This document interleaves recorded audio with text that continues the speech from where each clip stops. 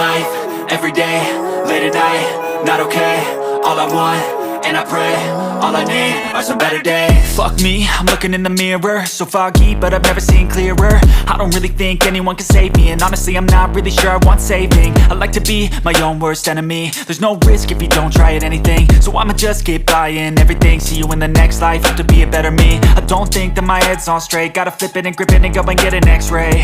What's wrong with me? I just feel weight pushing on my chest and it squeezes till I suffocate. Better change my mindset, meditate. It's pretty cool that I'm alive and have better days. I could walk, see, hear, I should celebrate. Think I could change my mind, maybe elevate. Living life, every day, late at night, not okay. All I want, and I pray, all I need are some better days.